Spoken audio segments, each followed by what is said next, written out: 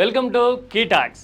AP అభివృద్ధి విషయంలోనూ రాజకీయం విషయంలోనూ ప్రోగ్రెస్ అండ్ పాలిటిక్స్లో ఇటు వైసీపీ అటు టీడీపీ ఈ రెండు పార్టీలు అనుసరిస్తున్న విధానాల్లో ఏది కరెక్ట్? ఏపీ లాంటి రాష్ట్రానికి అసలు సూటబుల్ మోడల్ ఏది?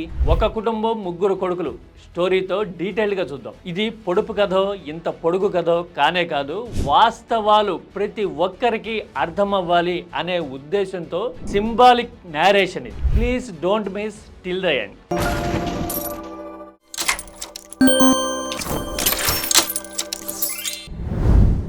ఒక కుటుంబంలో ముగ్గురు కొడుకులు ఉన్నారు. ఆ కుటుంబానికి భవిష్యత్తుకి ఏకైక ఆధారం ఆ కొడుకులే. వాళ్ళని తీర్చిదిద్దితే నిలబెడితే వాళ్ళు కుటుంబాన్ని నిలబెట్టాల్సిన పరిస్థితి.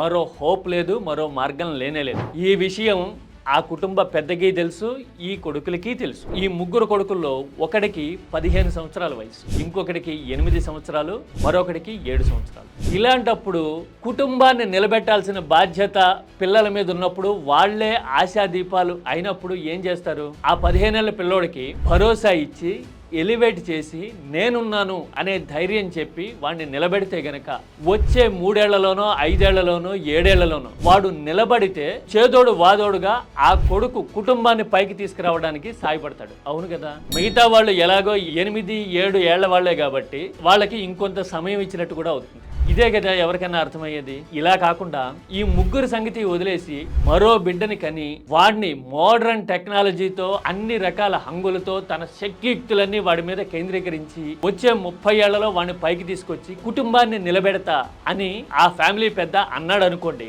ఏమనుకోవాలి? వాస్తవానికి దూరంగా ఉన్నట్టు, ప్రాక్టికాలిటీని అర్థం చేసుకున్నట్టు అని అనిపించడం ఒక పాయింట్ అయితే, ఆల్రెడీ ఉన్న ముగ్గురు పిల్లల మీద కాన్సన్ట్రేట్ చేయలేకపోవడం వల్ల వీళ్ళ కెరియర్లు ప్రభావితమయ్యి జీవితాలు గాడి తప్పే ప్రమాదం కూడా ఉంటుంది. ఎందుకు అంటే మీ ఫోకస్, కాన్సన్ట్రేషన్, మీ శక్తియుక్తులన్నీ కొత్తగా పుట్టి పెరగాల్సిన వాడి మీద కదా ఉన్నాయి. అందుకని అవునా కదా? ఎస్, ఇక్కడే పాయింట్ ఉంది. ఇప్పుడు ఆ ముగ్గురు బిడ్డలు ఏపీలో 3 ప్రధాన నగరాలు అనుకుంటే, విశాఖ, విజయవాడ, తిరుపతి అనుకుంటే, ఏపీ లాంటి రాష్ట్రం అభివృద్ధి అర్బనైజేషన్ మీద, గ్రోత్ సెంటర్ల మీద మాత్రమే ఆధారపడి ఉంది అని నమ్ముతున్న రాష్ట్రము, పైగా విడిపోయి 10 ఏళ్ళు అయినా కానీ అన్సర్టనిటీ ఉన్న రాష్ట్రము, శక్తియుక్తుల్ని ఎక్కడ కేంద్రీకరించి ఉండాలి? ఎలాంటి విధానం తీసుకుని ఉండాలి?